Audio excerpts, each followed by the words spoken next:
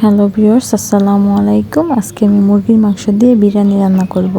তো বিরিয়ানি রান্না করার জন্য যা যা প্রয়োজন আমি সব কিছু এখানে রেডি করে রেখেছি। এখন আমি চুলায় পাতিল বসিয়ে দিয়ে দিব পরিমাণ মতো তেল। তেলটা গরম হয়ে আসলে এখন দিয়ে দেব পেঁয়াজ কুচি। একটু ভালো করে নেড়ে চেড়ে নেব। এখন দিয়ে দিচ্ছি দারচিনি, এলাচ, তেজপাতা দিয়ে একটু ভেজে নেব।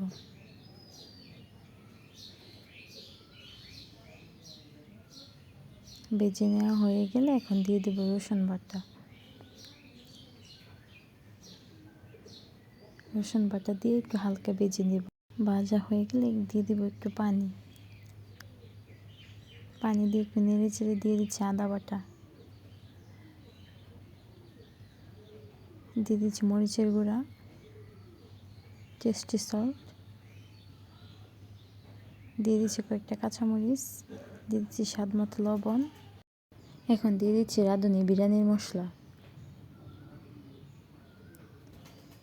একটু ভালো করে কষিয়ে নেব। কষানো হয়ে গেলে এখন দিয়ে দিচ্ছি মুরগির মাংস।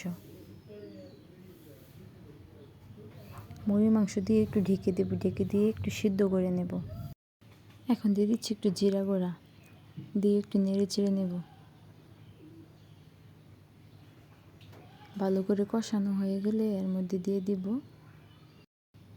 দিচ্ছি চাল।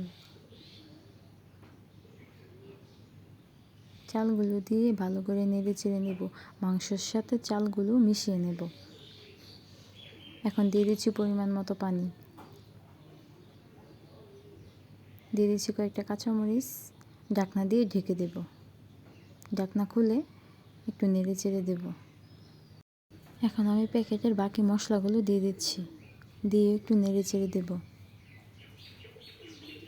ঢাকনা দিয়ে ঢেকে দেব।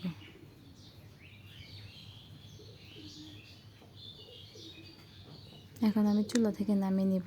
10 মিনিট ঢাকনা দিয়ে ঢেকে দেব। 10 মিনিট পর ঢাকনা খুলে একটু নেড়ে দেব।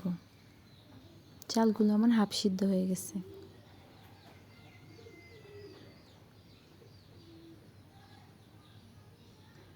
আবারও 10 মিনিট ঢাকনা দিয়ে ঢেকে রেখে এখন আমার বিরিয়ানির চালগুলো ভালো করে সিদ্ধ হয়ে গেছে।